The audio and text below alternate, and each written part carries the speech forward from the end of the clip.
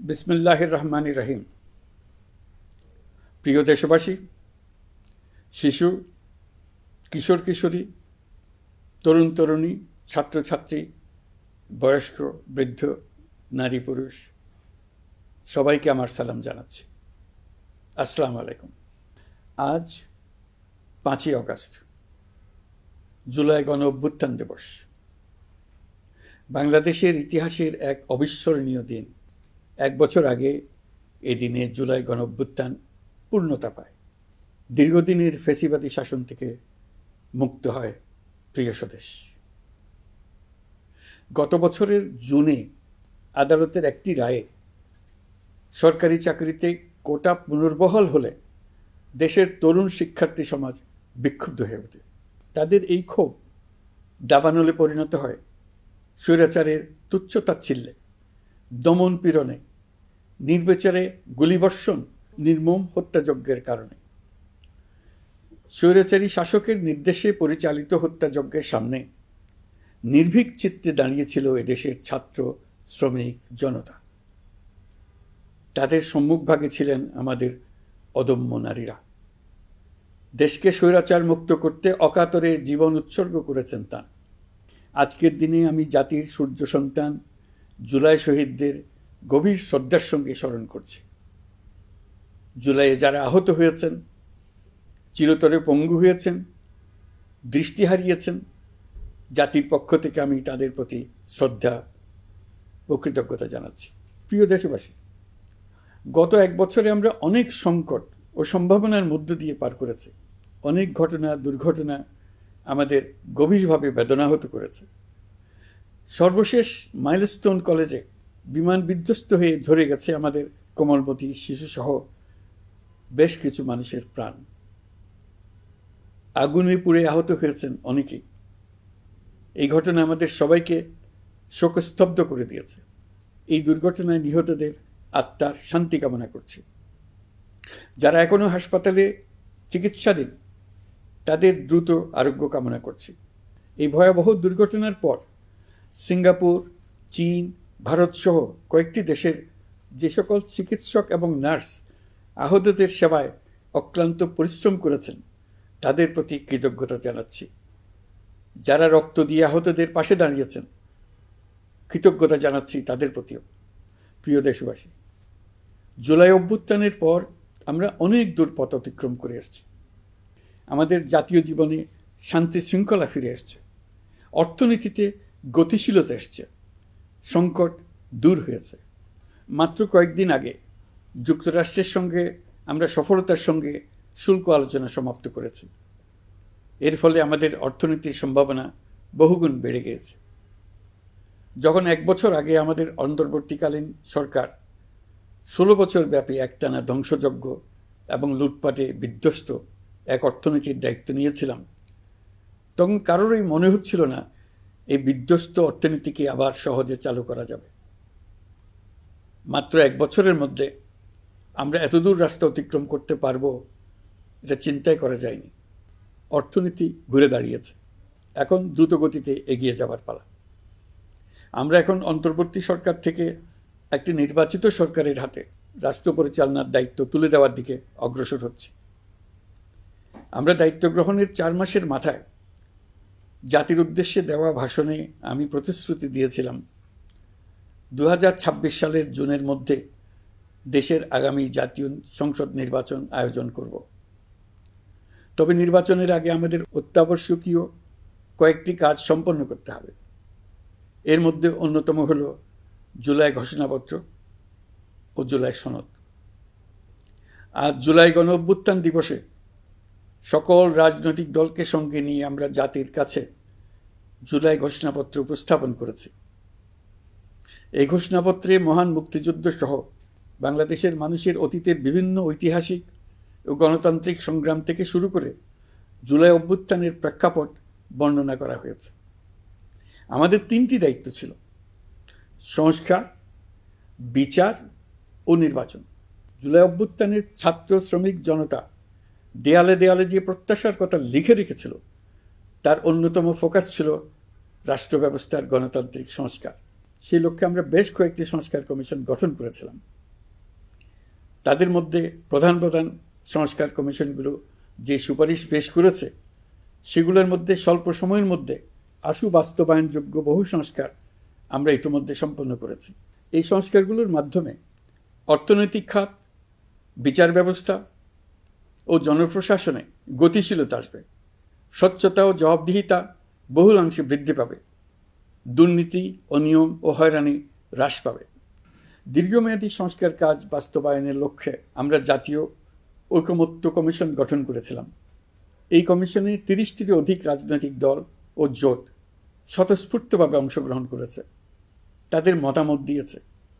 প্রাথমিক পর্যায়ে ঐকমত্য কমিশন 166টি সুপারিশ নিয়ে 30টির বেশি রাজনৈতিক দলের সঙ্গে প্রায় 2 মাস ধরে দলগত ও জোটগতভাবে আলোচনা করেছিল। এই প্রক্রিয়ায় যেসব বিষয়ে রাজনৈতিক দলগুলোর মধ্যে ঐকমত্য প্রতিষ্ঠিত হয়েছিল সেগুলো বাদ দিয়ে কমিশনের পক্ষ থেকে 19টি মৌলিক সংস্কারের বিষয় চিহ্নিত করা হয়। দ্বিতীয় পর্যায়ে 23 দিন ধরে আলোচনা শেষে 19টি বিষয়ের বেশিরভাগ ক্ষেত্রেই ঐকমত্য প্রতিষ্ঠা করা সম্ভব হয়েছে, যদিও কয়েকটি ক্ষেত্রে কিছু কিছু রাজনৈতিক দলের নোট অফ ডিসেন্ট রয়েছে। সংস্কারের ক্ষেত্রে আমরা আমাদের লক্ষ্যে পৌঁছাতে পেরেছি। ঐকমত্য কমিশনের পরিচালনায় দেশের সকল রাজনৈতিক দল মিলে দীর্ঘদিন ধরে প্রতিনিয়ত আলাপ আলোচনার ভিত্তিতে জুলাই সনদ চূড়ান্ত হওয়ার পর্যায়ে এসছে। জুলাই সনদ একটি ঐতিহাসিক অর্জন। এটা শুধু আমাদের রাজনৈতিক ইতিহাসে নয়, বৃহত্তর পরিমণ্ডলের রাজনৈতিক ইতিহাসেও স্মরণীয় হয়ে থাকবে। দলিল তো স্মরণীয় হয়ে থাকবেই, এটা রচনার প্রক্রিয়াও স্মরণীয় হয়ে থাকবে। এই দলিল প্রণয়নের জন্য আমি সকল রাজনৈতিক দলের নেতৃবৃন্দকে এবং ঐকমত্য কমিশনের সদস্যবৃন্দকে, বিশেষ করে এই উদ্যোগের নেতৃত্ব দানকারী প্রফেসর আলী রিয়াজকে জাতির পক্ষ থেকে অশেষ কৃতজ্ঞতা ও ধন্যবাদ জানাচ্ছি। রাজনৈতিক দলের প্রতিনিধিরা অত্যন্ত সৌহার্দ্যপূর্ণ পরিবেশে আলোচনায় অংশ নিয়েছেন। মতপার্থক্য থাকা সত্ত্বেও সকল রাজনৈতিক দলের মধ্যে ঐকমত্য তৈরির চেষ্টা ছিল। আমরা আশা করছি এই ঐকমত্যের ভিত্তিতে অচিরে রাজনৈতিক দলগুলি জুলাই সনদে স্বাক্ষর করবে এবং এর বাস্তবায়নেও ঐকমত্যে পৌঁছাবে। জুলাই সনদ বাংলাদেশে সুষ্ঠুভাবে ক্ষমতা হস্তান্তর, জবাবদিহিমূলক রাষ্ট্রীয় প্রতিষ্ঠানগুলোর স্বাধীনতা ও সক্ষমতা, নাগরিক অধিকারের সত্যিকারের বাস্তবায়ন, রাষ্ট্রীয় সম্পদ ও সামর্থ্যের ব্যবস্থাপনা নিশ্চিত করবে। আমাদেরকে নিশ্চিত করতে হবে ভবিষ্যতের কোনো সরকারই যেন আর ফ্যাসিস্ট হয়ে উঠতে না পারে। রাষ্ট্রকে এমনভাবে মেরামত করতে হবে যাতে কখনো কোথাও ফ্যাসিবাদের লক্ষণ পাওয়া গেলেই সেটিকে যেন তাৎক্ষণিকভাবে সেখানেই নির্মূল করা যায়, আর যেন 16 বছরের জন্য অপেক্ষা করতে না হয়, বহু মানুষকে প্রাণ দিতে না হয়, আমাদের যেন আরেকটি গণ অভ্যুত্থানের প্রয়োজন না হয়। জুলাই আগস্টের মানবতা বিরোধী অপরাধ মামলায় বিচার কাজ দৃঢ়ভাবে এগিয়ে চলেছে। বিচারের আনুষ্ঠানিক শুনানি পর্বও শুরু হয়েছে। ইতিহাসের নির্মম হত্যাযজ্ঞে যারা জড়িত তাদের বিচার এদেশের মাটিতে হবেই। বিচার প্রক্রিয়া ও এর ফলাফল ক্রমান্বয়ে মানুষের কাছে প্রকাশিত হতে থাকবে। বিচারের পুরো প্রক্রিয়া দেশবাসীর কাছে স্বচ্ছ ও দৃশ্যমান রাখা হচ্ছে। এবার আমাদের সর্বশেষ দায়িত্ব পালনের পালা, নির্বাচন অনুষ্ঠান। আজ এই মহান দিবসে আপনাদের সামনে এই বক্তব্য রাখার পর থেকেই আমরা আমাদের সর্বশেষ এবং সবচাইতে গুরুত্বপূর্ণ অধ্যায়ে প্রবেশ করব। আমরা এবার একটা নির্বাচিত সরকারের কাছে দায়িত্ব হস্তান্তরের প্রক্রিয়া শুরু করব। অন্তর্বর্তী সরকারের পক্ষ থেকে আমি প্রধান নির্বাচন কমিশনারের কাছে চিঠি পাঠাব যেন নির্বাচন কমিশন আগামী রমজানের আগে 2026 সালের ফেব্রুয়ারি মাসে জাতীয় নির্বাচন অনুষ্ঠানের আয়োজন করেন। আপনারা সকলেই দোয়া করবেন যেন সুন্দরভাবে নির্বাচন অনুষ্ঠান করে এদেশের সকল নাগরিক একটি নতুন বাংলাদেশ গড়ার কাজে সফলভাবে এগিয়ে যেতে পারে। আমরা সরকারের পক্ষ থেকে এই নির্বাচন যাতে সুষ্ঠু, শান্তিপূর্ণ এবং উৎসবমুখরভাবে সম্পন্ন করা যায় সেজন্য সকল প্রকার সাহায্য সহযোগিতা প্রদান করব। এবারের নির্বাচন যেন আনন্দ উৎসবের দিক থেকে, শান্তি শৃঙ্খলার দিক থেকে, ভোটার উপস্থিতির দিক থেকে সৌহার্দ্য ও আন্তরিকতার দিক থেকে দেশের ইতিহাসে স্মরণীয় হয়ে থাকে। সেই জন্য সকল আয়োজন সম্পন্ন করতে আগামীকাল থেকে আমরা সকলেই মানসিক প্রস্তুতি ও প্রাতিষ্ঠানিক আয়োজন শুরু করব। নির্বাচনে ভোটারদের সম্পর্কে দুই একটা কথা বলতে চাই। এবার আমরা প্রবাসী ভোটারদের ভোট দেওয়ার আয়োজন নিশ্চিত করতে চাই। অর্থনৈতিক দিক থেকে সম্পূর্ণ বিধ্বস্ত বাংলাদেশ যে আবার দ্রুত ঘুরে দাঁড়াতে পেরেছে, তার বড় কারণ হলো আমাদের রেমিটেন্স যোদ্ধাদের ঐতিহাসিক অবদান। নির্বাচনে তাদের অংশগ্রহণ নিশ্চিত করার জন্য নির্বাচন কমিশন প্রস্তুতি নিচ্ছে। নারী ভোটাররা যেন দেশের সর্বত্র নির্দ্বিধায় আনন্দোৎসাহ সহকারে তাদের ভোট দিতে পারে, এটা নিশ্চিত করতে চাই। এবার যেন কেন্দ্রে কেন্দ্রে নারী ভোটারদের ঢল নামে, আমরা সেই লক্ষ্যে সমস্ত ব্যবস্থা গ্রহণ করব। দেশের মানুষের ভোটাধিকার কেড়ে নেবার কারণে গত 15 বছর ধরে নাগরিকবৃন্দ ভোট দিতে পারেনি।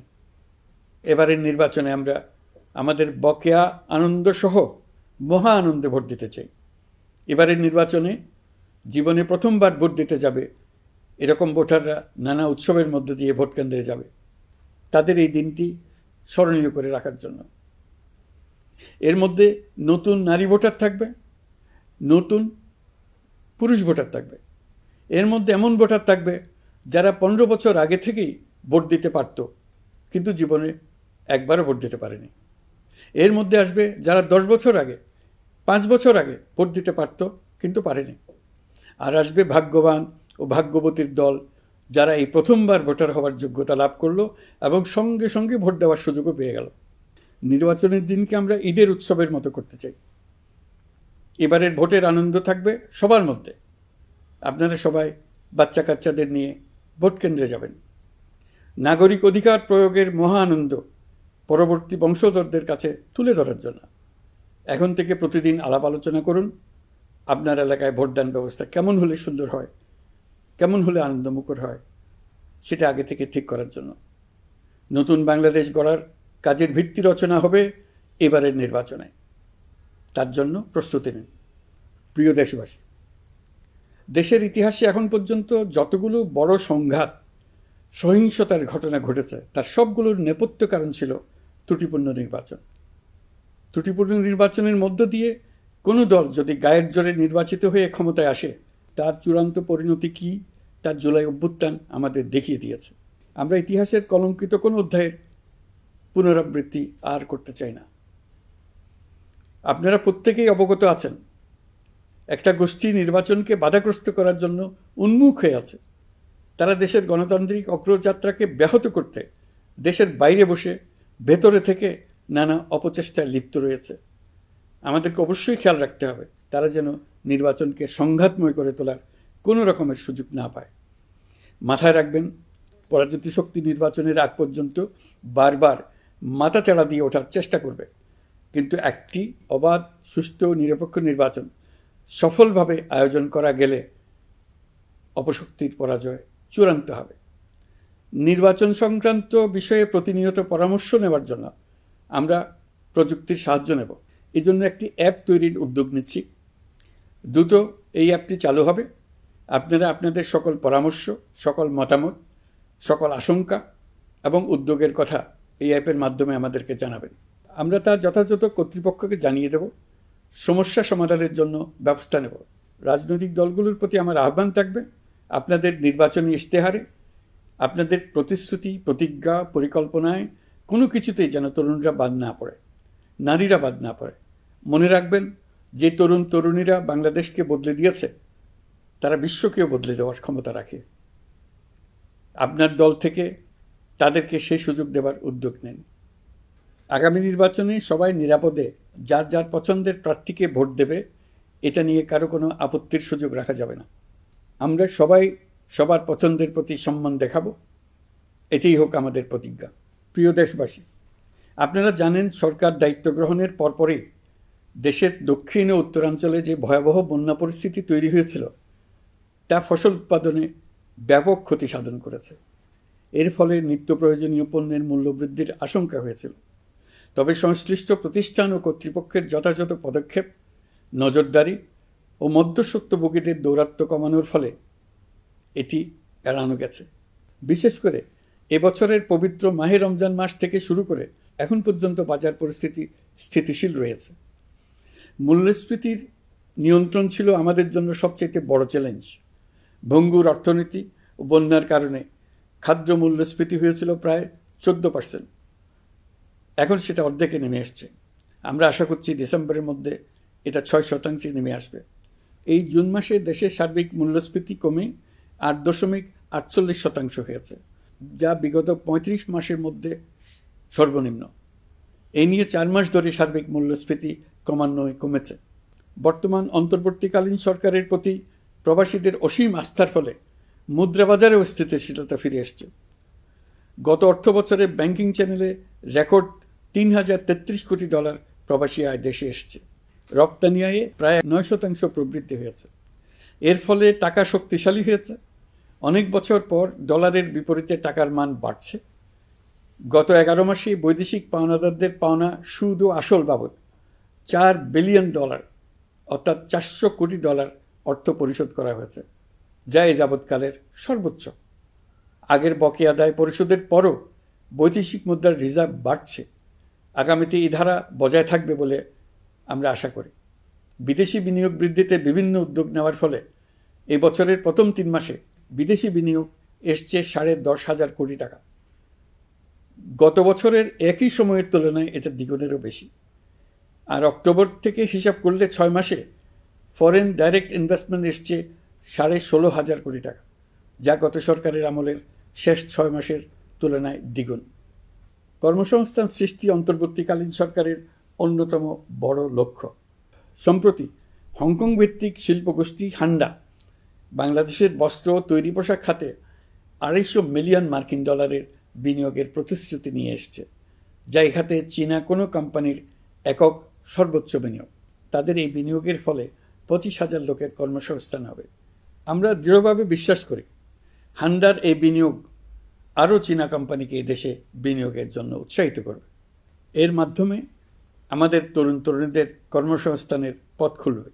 গত 16 বছরে দেশ থেকে যে বিপুল পরিমাণ অর্থ পাচার হয়ে গিয়েছে, আমরা সেটা ফিরিয়ে আনার উদ্যোগ নিয়েছি। এই দীর্ঘ আইনি প্রক্রিয়ার জন্য সরকার নামকরা বিদেশি আইনি প্রতিষ্ঠানকে নিয়োগ দিয়েছে। যথাযথ আইনি পদক্ষেপের ফলে বিশ্বের বিভিন্ন দেশে ফেসিবাদী দুর্বৃত্তরা যে অর্থ সম্পদের পাহাড় গড়েছে তার কিছু কিছু ইতিমধ্যে জব্দ হয়েছে। এই কার্যক্রম সঠিকভাবে চালিয়ে যেতে পারলে অল্প সময়ের মধ্যে আরও কিছু ইতিবাচক ফলাফল পাওয়া যাবে বলে আমি বিশ্বাস করি। দেশের ভেঙে পড়া অর্থনীতিকে মজবুত করতে হলে আমাদের চিন্তায় মৌলিক পরিবর্তন আনতে হবে। আমি বরাবরই বলে এসেছি, এদেশের নদী ও বিশাল সমুদ্র আমাদের মূল্যবান সম্পদ। আমরা এই সম্পদকে কাজে লাগিয়ে সমান্তরালভাবে পানিভিত্তিক অর্থনীতি গড়ে তুলতে চাই। আমরা প্রায় ভুলে যাই যে বঙ্গোপসাগরের একটা অংশও আমাদের দেশ। এর পরিমাণ আমাদের মোট জমির পরিমাণের চাইতে বেশি। আমরা প্রায় সবসময় জমিভিত্তিক আমাদের অর্ধেক দেশ নিয়ে মাথা ঘামাই, বাকি পানিভিত্তিক অর্ধেক দেশকে হিসাবেই ধরি না, কারণ আমরা ওই অংশে বসবাস করি না। আমরা তো হাওর বাওরেও বসবাস করি না, তাই বলে তো তাকে হিসাবের বাইরে রাখেন। এখন থেকে আমাদের অংশের বঙ্গোপসাগরকে আমরা আমাদের দেশের মূল্যবান অংশ, এই কথা সবসময় মাথায় রেখে অগ্রসর হব। এই অংশের পানির উপর দিয়ে দেশ বিদেশের সঙ্গে আমরা বাণিজ্য করব। তার মাধ্যমে আমরা পুরো পৃথিবীকে আমাদের প্রতিবেশী বানাবো। এই পানির মধ্যে আছে অফুরন্ত সম্পদ, মৎস্য সম্পদ, যা প্রতি বছর ফসল দেয়। এই পানির নিচে আছে অফুরন্ত গ্যাস। এর সব কিছুকে নিয়েই প্রতিনিয়ত আমাদের চিন্তাভাবনাকে চালিত করতে হবে। বর্তমান সরকার চট্টগ্রাম বন্দর ব্যবস্থাপনাকে নতুন করে সাজানোর উদ্যোগ নিয়েছে। সরকার সম্প্রতি বাংলাদেশ নৌবাহিনী পরিচালিত ড্রাই ডক লিমিটেডকে নিউ মেরিন টার্মিনাল কন্টেইনার হ্যান্ডলিংয়ের দায়িত্ব দিয়েছে। তারা কাজ শুরু করা মাত্রই কিছু ইতিবাচক পরিবর্তন এসছে। প্রথম 2 সপ্তাহে দেখা গেছে আগের তুলনায় প্রতিদিন গড়ে 225টি বেশি কন্টেইনার হ্যান্ডলিং হচ্ছে। এই বন্দরকে আধুনিকভাবে গড়ে তোলা গেলে তা শুধু বাংলাদেশের অর্থনীতিতেই ভূমিকা রাখবে না, নেপাল, ভুটান সহ পার্শ্ববর্তী অঞ্চলের অর্থনীতিতে ইতিবাচক ভূমিকা রাখতে সক্ষম হবে। বিনিময়ে তারাও উপকৃত হবে, আমরাও উপকৃত হব। আমাদের উপকূল অঞ্চল অফুরন্ত সম্ভাবনার আধার। কুমিরা থেকে টেকনাফ পর্যন্ত নানা বন্দরের কর্মচাঞ্চল্যে সমগ্র উপকূল অঞ্চলকে দক্ষিণ এশিয়ার একটি গুরুত্বপূর্ণ অর্থনৈতিক প্রাণকেন্দ্র হিসেবে প্রতিষ্ঠা করবে। এই পুরো অঞ্চলে অনেকগুলো শিল্পাঞ্চল গড়ে উঠবে শুধু সমুদ্রের সান্নিধ্য এবং তার ব্যবহারের দক্ষতার কারণে। সমুদ্র উপকূলীয় অঞ্চলের সম্পদ ও পরিবেশের টেকসই ব্যবহার নিশ্চিত করতে আমাদের বন্ধু দেশগুলোর সঙ্গে আলোচনা শুরু করেছি। তারা উৎসাহ সহকারে সাড়া দিয়েছেন। গভীর সমুদ্রকে আমরা এখনও আমাদের কল্যাণে কাজে লাগাতে পারিনি। একে কেন্দ্র করে আমরা মাছ পালন, আহরণ ও প্রক্রিয়াজাতকরণের শিল্প গড়ে তুলতে কাজ শুরু করেছি। এতে করে লক্ষ লক্ষ মানুষের কর্মসংস্থান হবে, আমাদের অর্থনীতি নতুন শক্তিতে বলীয়ান হবে। প্রিয় দেশবাসী, প্রবাসী বাংলাদেশিদের জন্য ভিসা সংক্রান্ত জটিলতা দূর করতে আমরা গভীরভাবে কাজ করে যাচ্ছি। বাংলাদেশি নাগরিকদের জন্য আরব আমিরাত পুনরায় ভিসা চালু করেছে। মালয়েশিয়া কর্তৃপক্ষ বাংলাদেশি কর্মীদের জন্য প্রথমবারের মতো মাল্টিপল এন্ট্রি ভিসা চালু করেছে। অন্যান্য দেশের সঙ্গেও ভিসা জটিলতা কীভাবে কমিয়ে আনা যায় এ নিয়ে আমরা কাজ করে যাচ্ছি। আগামী 5 বছরে জাপানে অন্তত 1 লক্ষ বাংলাদেশি তরুণদের পাঠানোর প্রস্তুতি শুরু করেছে। তরুণদের সেখানে পাঠানোর জন্য বিশেষ প্রশিক্ষণ, অন্যান্য ব্যবস্থাও আমরা নিতে শুরু করেছি। এর পাশাপাশি আমরা ইতালি, দক্ষিণ কোরিয়া, সার্বিয়া সহ বিভিন্ন দেশে দক্ষ কর্মীদের পাঠানোর উদ্যোগ নিয়েছি। সৌদি আরব, জর্ডান, ওমান সহ বিভিন্ন দেশে নথিপত্রের কারণে যে প্রবাসীরা ইরেগুলার হয়ে গিয়েছিলেন তাদেরকে রেগুলারাইজ করার জন্য ব্যবস্থা নিয়েছে। আমরা বিভিন্ন দেশের সঙ্গে বিদ্যমান চুক্তিগুলোকে পর্যালোচনা করে দেখছি যাতে আমাদের প্রবাসী ভাই বোনদের জন্য সেগুলো স্বস্তিদায়ক হয়। দেশে এবং দেশের বাইরে বাংলাদেশের নাগরিকরা যে যেখানে অবস্থান করছে তারা যাতে সব ধরনের নাগরিক সুবিধা পান, আমরা সেই বিষয়ে উদ্যোগ নিয়েছি। চলতি বছর আমাদের নানা উদ্যোগের ফলে প্রায় 87,000 বাংলাদেশি সুষ্ঠুভাবে হজ পালন করতে পেরেছেন। হজের ব্যয়ও অন্যান্য বছরের তুলনায় আমরা কমিয়ে আনতে পেরেছি।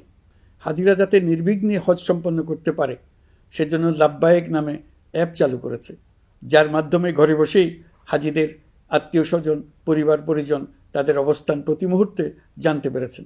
এই বছর দক্ষিণ এশিয়ার অন্যান্য দেশগুলোতেও আমাদের হজ ব্যবস্থাপনা প্রশংসিত হয়েছে। আগামী বছরের হজ ব্যবস্থাপনা যেন আরও নির্বিঘ্নে সম্পন্ন করা যায় সেজন্য মন্ত্রণালয় এখন থেকেই প্রস্তুতি নিতে শুরু করেছে। প্রিয় দেশবাসী, জুলাই গণঅভ্যুত্থানে তরুণ শিক্ষার্থীদের পাশে ঢাল হয়ে দাঁড়িয়েছিলেন আমাদের বাবা মা ও শিক্ষকরা। আমাদের বাবা মায়েরা তাদের সন্তানকে বহু কষ্টে বড় করে বিশ্ববিদ্যালয়ে পাঠায়। লেখাপড়া শেষ করে অনেক ছাত্র অসুস্থ হয়ে বের হয়। এর কারণ আবাসিক হলের নোংরা পরিবেশ, খাবারের নিম্নমান, তার উপর দলীয় সন্ত্রাসীদের দমনপীড়ন। বিশ্ববিদ্যালয়ে পড়াশোনার পরিবর্তে প্রতিদিন শিক্ষার্থীদের জোর করে রাজনৈতিক দলের প্রোগ্রামে নিয়ে যাওয়া হতো। প্রশাসন ও শিক্ষকরা সবই জানতেন, অথচ কেউ এটি থামাতে পারেননি, চেষ্টাও করেননি। কারণ শিক্ষকদের একটি বড় অংশ প্রমোশনের জন্য, সুবিধার জন্য দলীয় রাজনীতিতে জড়িত ছিলেন, নিপীড়কের ভূমিকায় ছিলেন। প্রতিটি বিশ্ববিদ্যালয়ের আবাসিক হলগুলোতে দলীয় সন্ত্রাসীদের নিয়ন্ত্রণ আর অমানসিক নির্যাতন চলত। সেখানে গড়ে তোলা হয়েছিল টর্চার সেল। অন্তর্বর্তী সরকার প্রতিশ্রুতিবদ্ধ যে আমরা আর কখনো শিক্ষা প্রতিষ্ঠানগুলোকে এমন কোনো রাজনীতি দ্বারা কলুষিত হতে দেব না যা পড়াশোনার পরিবেশ নষ্ট করে, তরুণদের জীবন ধ্বংস করে। বাবা মায়েদের যেন সন্তানকে বিশ্ববিদ্যালয়ে পড়তে পাঠিয়ে আর কখনো শঙ্কায় থাকতে না হয়। বর্তমান সরকার দায়িত্ব গ্রহণের পরপরই শিক্ষা ব্যবস্থার উন্নতির জন্য ধারাবাহিকভাবে পরামর্শ কমিটির সঙ্গে বৈঠক করেছে, বিভিন্ন উদ্যোগ হাতে নিয়েছে। বিদ্যালয়গুলোতে শিক্ষার মান কীভাবে বাড়ানো যায় সে বিষয়ে বিভিন্ন উদ্যোগ নেওয়া হচ্ছে। সরকার কিছুদিন আগে সারা দেশের সরকারি প্রাথমিক বিদ্যালয়ের সব প্রধান শিক্ষকের বেতনের গ্রেড 1 ধাপ বাড়িয়ে 10ম গ্রেড করার সিদ্ধান্ত নিয়েছে। এটি একটি যুগান্তকারী সিদ্ধান্ত। প্রাথমিক বিদ্যালয়গুলিতে শূন্য পদে 6,500 প্রধান শিক্ষক নিয়োগের প্রক্রিয়া চলছে। প্রাথমিকের পড়াশোনার পদ্ধতিগত পরিবর্তনের দিকেও আমরা মনোযোগ দিচ্ছি। সব স্কুলে ইন্টারনেট সংযোগ ও মাল্টিমিডিয়া শ্রেণীকক্ষ তৈরির নির্দেশ দেওয়া হয়েছে। পার্বত্য চট্টগ্রামে কমপক্ষে 100টি স্কুলে এবছরের মধ্যেই ই-লার্নিং চালু হবে। ঢাকা চট্টগ্রামের অভিজ্ঞ শিক্ষকরা প্রযুক্তির সহায়তায় এসব স্কুলে শিক্ষকতা করে সেখানকার শিক্ষক ঘাটতি পূরণ করবেন। যেসব এলাকায় বিদ্যুতের ঘাটতি রয়েছে সেখানে সোলার প্যানেল বসিয়ে বিদ্যুতের ঘাটতি নিরসন এবং মোবাইল নেটওয়ার্ক ও স্টারলিংক পরিষেবা ব্যবহার করে এই সংকট মোকাবেলা করা হচ্ছে। স্কুলগুলোতে মেয়েদের জন্য বিশেষ ব্যবস্থা গ্রহণ করে তাদের পড়াশোনার উপযোগী করে তোলা হচ্ছে। স্কুলের অবকাঠামোকে নারীবান্ধব করে তুলতে স্কুল ভবন নির্মাণের সময় কমিটিতে নারী স্থপতি রাখার নিয়ম করা হয়েছে। আমাদের লক্ষ্য হলো স্কুল ভবনের ডিজাইন থেকে শুরু করে পড়াশোনার পরিবেশ চিন্তাভাবনায় মেয়েদেরকে বিশেষভাবে গুরুত্ব দেওয়া, যাতে তারা ব্যক্তিগত নিরাপত্তা ও স্বাস্থ্যের দিক থেকে স্বস্তিদায়ক পরিবেশে পড়াশোনা করতে পারে। প্রিয় দেশবাসী, জুলাই গণ অভ্যুত্থানে শহীদ ও আহত যোদ্ধাদের জন্য আমরা নিরলসভাবে কাজ করে যাচ্ছি। এখন পর্যন্ত 775টি শহীদ পরিবারকে প্রায় 100 কোটি টাকার সঞ্চয়পত্র ও মাসিক ভাতা বাবদ ব্যাংক চেক দেওয়া হয়েছে। অবশিষ্ট যারা আছেন তাদেরও কয়েকটি আইনগত বিষয় নিষ্পত্তি সাপেক্ষে সঞ্চয়পত্র দেওয়ার প্রক্রিয়া চলছে। এর পাশাপাশি আহত 13,800 জন জুলাই যোদ্ধাকে 3টি ক্যাটাগরিতে নগদ টাকা ও চেক বাবদ 153 কোটি 4 লাখ টাকা প্রদান করা হয়েছে। 78 জন অতি গুরুতর আহত জুলাই যোদ্ধাকে সিঙ্গাপুর, থাইল্যান্ড, তুরস্ক এবং রাশিয়ার উন্নত চিকিৎসার জন্য পাঠানো হয়েছে এবং চিকিৎসা ব্যয় বাবদ এ পর্যন্ত প্রায় 100 কোটি টাকা ব্যয় হয়েছে। আহতদের পুনর্বাসনের জন্য সরকারের সবকটি মন্ত্রণালয়ের সম্মিলিত প্রচেষ্টায় বিভিন্ন ধরনের উদ্যোগ নেওয়া হচ্ছে। ফেসিবাদী সরকারের আমলে দেশের শহরে বন্দরে হাজারো প্রতিষ্ঠান, সড়ক, সেতু, সেনানিবাস, যুদ্ধজাহাজ, স্কুল, কলেজ, বিশ্ববিদ্যালয়ের নাম পরিবর্তন করে স্বৈরাচার তার নিজের এবং নিজের পরিবারের সদস্যদের নামে চালু করেছিল। আমরা সব নাম পরিবর্তন করে আগের নাম বা মানানসই নাম করে দিয়েছি। প্রিয় দেশবাসী, অন্তর্বর্তীকালীন সরকার এমন এক অবস্থায় দেশের দায়িত্বভার গ্রহণ করেছিল যখন প্রতিটি গণতান্ত্রিক প্রতিষ্ঠান, অফিস, আদালত বিধ্বস্ত অবস্থায় ছিল। আমাদের প্রথম এবং প্রাথমিক কাজ ছিল এই প্রতিষ্ঠানগুলো সংস্কার এবং পুনর্নির্মাণে হাত দেওয়া, আইনশৃঙ্খলা বাহিনী পুনর্গঠন, অর্থনীতি পুনরুদ্ধার, আইন আদালত, নির্বাচন কমিশন সহ যাবতীয় গণতান্ত্রিক প্রতিষ্ঠানকে সচল করা এবং নাগরিকদের নিকট দায়বদ্ধ করে তোলা। রক্তাক্ত জুলাই ছিল স্বৈরাচারের বিরুদ্ধে তরুণদের পুঞ্জীবিত ক্ষোভের বহিঃপ্রকাশ। 16 বছর ধরে সরকারের স্বৈরাচারী আচরণের বিরোধিতা করে যতগুলো আন্দোলন হয়েছে, প্রতিটিতেই দলীয় সন্ত্রাসীরা অস্ত্র হাতে আন্দোলনকারীদের আক্রমণ করেছে। প্রতিটি আন্দোলনকেই দমন করার জন্য দলীয় সন্ত্রাসীরা সর্বোচ্চ আঘাত করেছে, যেখানে আইনশৃঙ্খলা বাহিনীকেও অংশ নিতে নির্দেশ দেওয়া হয়েছে অথবা দাঁড়িয়ে দর্শকের ভূমিকায় থাকতে বলা হয়েছে। একটি স্বাধীন বিচার বিভাগের জন্য অন্তর্বর্তী সরকার সংস্কার কাজ হাতে নিয়েছে। বিচার বিভাগীয় সংস্কার কমিশনের প্রস্তাবনা অনুযায়ী সুপ্রিম কোর্ট বিচারক নিয়োগ সহ যে সকল কাজ এই সরকার স্বল্প সময়ের মধ্যে করে যেতে পারবে, সে সকল কাজের অধিকাংশ ইতিমধ্যে সম্পন্ন করা হয়ে গেছে। বাকি কাজ চলমান রয়েছে। স্বৈরাচার আমলে দলীয় বাহিনীতে পরিণত হওয়া ভঙ্গুর আইনশৃঙ্খলা বাহিনীকে নতুন করে গড়ে তোলার জন্য আমরা সর্বোচ্চ ব্যবস্থা নিয়েছি। আইনশৃঙ্খলা বাহিনী দ্বারা কোনো মানবাধিকার লঙ্ঘন যাতে না ঘটে, সেই জন্য পুলিশ সদর দপ্তরে একটি সেল কার্যকর করা হয়েছে, যেখানে মানবাধিকার সহ পুলিশ সদস্যদের মাধ্যমে সংগঠিত যে কোনো অপরাধের বিষয়ে অভিযোগ করা যায়। এই সমস্ত সেল অন্যান্য আইন প্রয়োগকারী সংস্থার প্রধান কার্যালয়ও স্থাপন করা হচ্ছে। আসামিদের জিজ্ঞাসাবাদ হবে স্বচ্ছ কাচের ঘরে। হাজতখানায় বন্দীদের মানবিক সেবা নিশ্চিত করা হবে। অভিযান পরিচালনার সময় পুলিশ যেন জিপিএস ট্র্যাকিং সিস্টেম ডিভাইস সহ বডি ক্যামেরা পরিধান করেন তা নিশ্চিত করা হবে। পুলিশ যেন আর কখনোই কোনো আন্দোলন দমনে প্রাণঘাতী অস্ত্র ব্যবহার করতে না পারে, সেই ব্যবস্থা নেওয়া হয়েছে।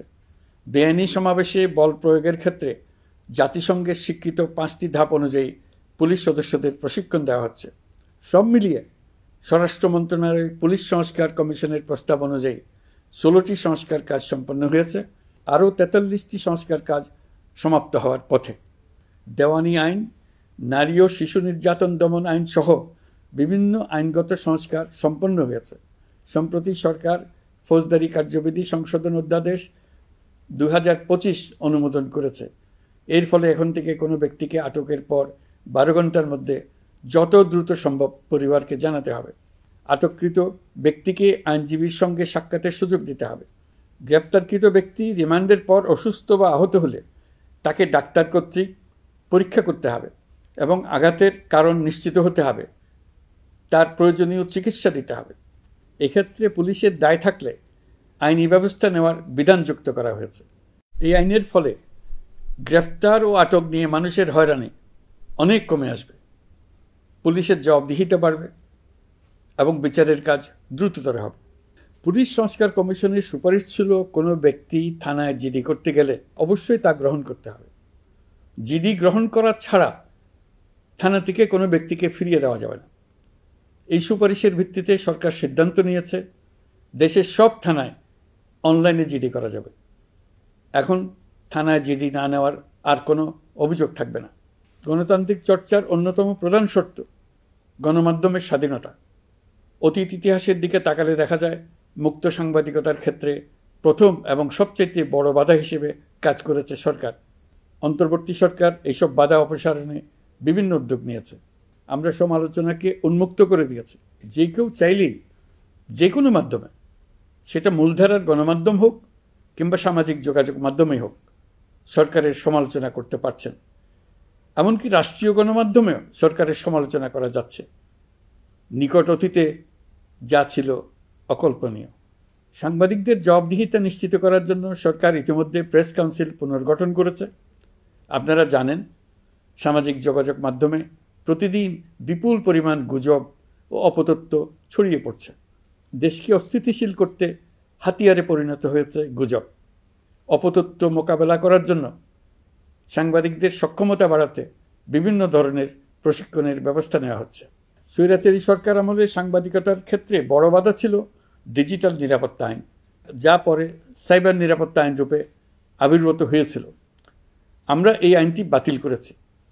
এই আইনের অধীনে সাংবাদিকদের বিরুদ্ধে করা সব মামলা বাতিল করা হয়েছে। সংবাদ মাধ্যমের স্বাধীনতা নিশ্চিতকরণে এটি একটি বড় অগ্রগতি। নতুন যে আইন প্রণীত হয়েছে তাতে আগের আইনের নিবর্তনমূলক 9টি ধারা বাদ দেওয়া হয়েছে। আগের আইনের আওতায় করা 95% মামলায় এসব ধারায়। আমরা বিশ্বাস করি নতুন আইন প্রণয়নের পর সাংবাদিকদের আইনি হয়রানি বন্ধ হবে। গত বছর মানুষের প্রতিবাদকে স্তব্ধ করে দিতে ফ্যাসিবাদী সরকার ইন্টারনেট বন্ধ করে দিয়েছিল, যাতে গোপনে তারা দমন নিপীড়ন হত্যাকাণ্ড চালাতে পারে। অন্তর্বর্তী সরকার সাইবার সুরক্ষা আইন সংশোধন করে নতুন অধ্যাদেশে প্রথমবারের মতো ইন্টারনেটকে মৌলিক অধিকার হিসেবে অন্তর্ভুক্ত করেছে। সম্প্রতি আন্তর্জাতিক bandwidth real time internet traffic পরিবহনে 4 টেরাবাইট সেকেন্ডের মাইলফলক অতিক্রম করেছে বাংলাদেশ সাবমেরিন কেবলস পিএলসি। বাংলাদেশে ইন্টারনেট সেবার মান ভালো করতে সরকারের পক্ষ থেকে সর্বোচ্চ উদ্যোগ নেওয়া হয়েছে। প্রিয় দেশবাসী, আপনাদের আহ্বানে একটি ঐতিহাসিক সন্ধিক্ষণে আমরা দায়িত্বভার গ্রহণ করেছিলাম। জুলাই অভ্যুত্থানে সৃষ্ট নতুন বাংলাদেশের যে অভূতপূর্ব সম্ভাবনা জাগ্রত হয়েছে, তাকে এগিয়ে নিতে আপনারা আমাদেরকে দায়িত্ব দিয়েছিলেন। গত 12 মাস ধরে আপনাদের সবাইকে সাথে নিয়ে জুলাইয়ের দাবি পূরণের চেষ্টা করে যাচ্ছি। আসুন আজ জুলাই গণ অভ্যুত্থান দিবসে প্রতিজ্ঞাবদ্ধ হই এই জাতিকে আমরা আর কখনো বিভক্ত হতে দেব না। আমরা সকল নাগরিকের প্রতি মর্যাদাশীল থাকব, তিনি যেই পরিচয়েরই হন না কেন। আমরা দৈনন্দিন জীবনে নানা ঘাত প্রতিঘাতে সাময়িকভাবে যদি পথভ্রষ্ট হয়েও পড়ি, প্রতি বছর জুলাই আমাদেরকে নতুন করে ঐক্যবদ্ধ হতে শক্তি যোগাবে। জুলাই তরুণদের উসিলায় জাতির আত্ম আবিষ্কারের মাস, ভুলভ্রান্তি শুধরে নেবার মাস, গর্তে পড়ে যাওয়ার প্রবণতা থেকে নিজেদেরকে রক্ষা করার মাস। জুলাই গ্রামে গঞ্জে, সরকারি বেসরকারি স্কুল কলেজে, বিশ্ববিদ্যালয়ে, ফসলের মাঠে, ঘরে বাড়িতে কিশোর কিশোরী তরুণ তরুণীদের কাছ থেকে তাদের আকাঙ্ক্ষাগুলো জেনে নেওয়ার মাস। নির্বাচন আসছে। যদি আপনি আপনার নির্বাচনী এলাকা থেকে দূরে বসবাস করেন, তবে এখন থেকে নিয়মিত নির্বাচনী এলাকা পরিদর্শন করুন, যাতে সেরা ব্যক্তিকে নির্বাচিত করতে আপনি প্রস্তুত হতে পারেন। যাদের তাজা রক্তের বিনিময়ে আমরা আমাদের এই অতি মূল্যবান অধিকার ফিরে পেলাম, ভোটটা দেওয়ার আগ মুহূর্তে যেন তাদের চেহারা আমাদের চোখে ভেসে ওঠে। ফেব্রুয়ারি বেশি দূরে নয়। নির্বাচন নিয়ে প্রস্তুতি নিতে নিতেই ভোটের দিন এসে পড়বে। বহু বছর আমরা কেউ ভোট দিতে পারিনি। এবার আমরা সবাই ভোট দেব, কেউ বাদ যাবে না। সবাই যেন বলতে পারি, নতুন বাংলাদেশ গড়ার পথে দেশকে রওনা করার জন্য আমি আমার ভোটটা দিয়েছিলাম। আমার ভোটেই দেশটা সে পথে রওনা হতে পেরেছিল। জুলাই গণ অভ্যুত্থান দিবসে সকল নাগরিকের কাছে আমার আহ্বান, আসুন নতুন বাংলাদেশ গড়ার প্রথম বড় পরীক্ষায় সফলভাবে উত্তীর্ণ হই। মহান আল্লাহ আমাদের সহায় হন। আল্লাহ হাফেজ।